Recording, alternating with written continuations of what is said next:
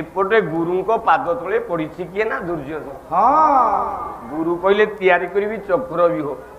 ना से चक्र व्यूहटा केमितिया गुरुदेव से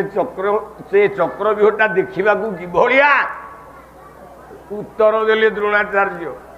कौन कहले कहला शैव चक्रीवत चक्राकार शैव चक्रीवत चक्राकार शैव चक्रीवत चक्राकार शैव चक्रीवत चक्राकार चक्र व्यूह गोटी अटे रुचिर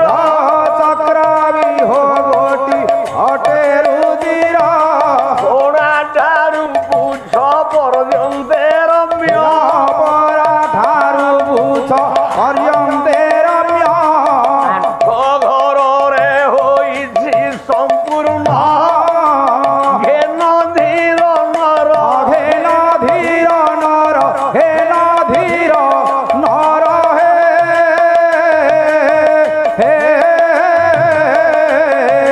कानो प्रकारे देवा दृष्टान्तर हेन धीर नर हेन धीर नर हे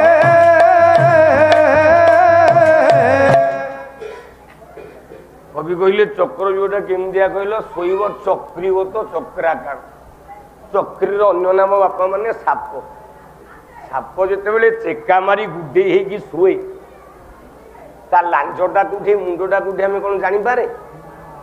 आम जानीपारे तेणु तारी भितर मुंड को तारी भितर लांच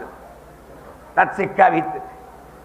द्रोणा कहले चक्री बोले साप भाया तैयारी करिछि गोटे व्यूह चक्र व्यूह 8टा घर 12टा गेट कर देछि 12टा गेट रे आमर 12 जन ता भितर रहिबे जीए आसीबो पांडव मान आउ खसिकी जाई परिबे जेते आसंतु पांडवे ता भितर पड़ी मरिबे ना 8टा घर 12टा गेट 12टा द्वार रे किए किए रहिबे तार गोटे लिस्ट गुरुदेव दियंतु तालिका नले केमति हो जो 12 जन रहिबे से 12 जन को नाम द्रोण कहले होई रे मु तो पुरे हित मु तैयारी करछि चक्र व्यूह फास्ट गेटटा मते दियो मु तैयारी करछि फास्ट गेटटा मते दियो बोला चक्र व्यूह कले द्रोण तैयारी चक्र व्यूह कले द्रोण तैयारी आज द्वारे आपे हेले दुआरी आज द्वारे आपे हेले दुआरी द्वितीय द्वारे दुशिलार कांत द्वितीय द्वारे दुशिलार कांत तृतीय द्वारे रहे रविसुत हे चतुर्थ रे शल्य हे कृपाचार्य महान चतुर्थ रे शल्य हे चक्र व्यूह को तैयारी कले द्रोण आद्य द्वार रे रहिले द्रोणाचार्य द्वितीय द्वार रे रहिले जयद्रथ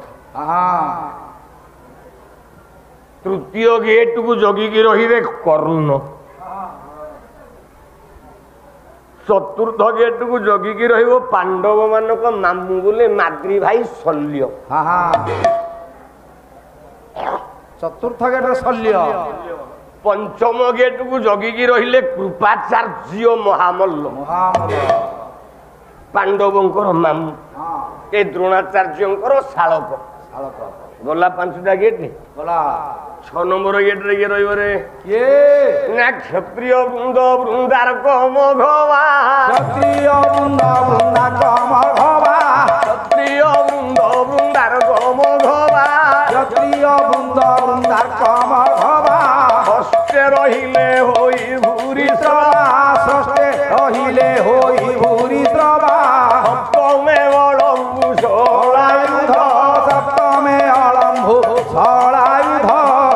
सुरगणे नाम प्रसिद्ध वीरकृप बरवा वीरकृप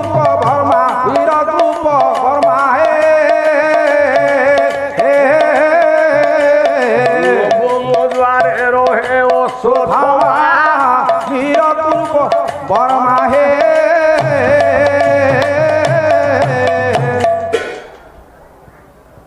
6 ନମ୍ବର ଗେଟ୍ରେ ରହିବେ ଭୂରିଶ୍ରବା,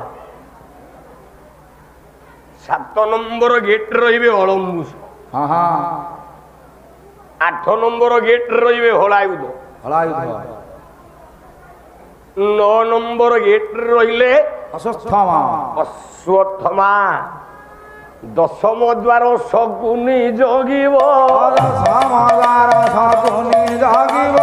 10ମ ଦ୍ୱାର ଶକୁନି ଜଗିବ,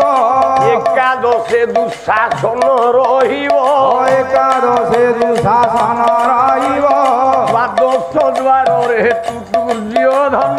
ଦ୍ୱାଦଶ ଦ୍ୱାରରେ ଦୁର୍ଯ୍ୟୋଧନ, ସଙ୍ଗେ ପରାଥିବ ତୋର ନନ୍ଦନ,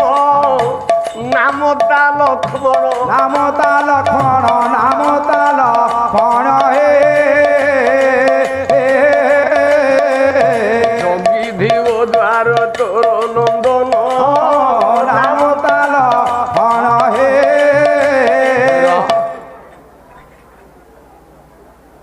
ହେଲା 10 ନମ୍ବର ଗେଟ୍ରେ ଶକୁନି, 11 ନମ୍ବର ଗେଟ୍ରେ 11 ନମ୍ବର ଗେଟ୍ରେ ଦୁଃଶାସନ, 12 ନମ୍ବର ଗେଟ୍ରେ ଦୁର୍ଯ୍ୟୋଧନରେ ଆଉ ଯେତିକି ଭାଇ ବଞ୍ଚିଛନ୍ତି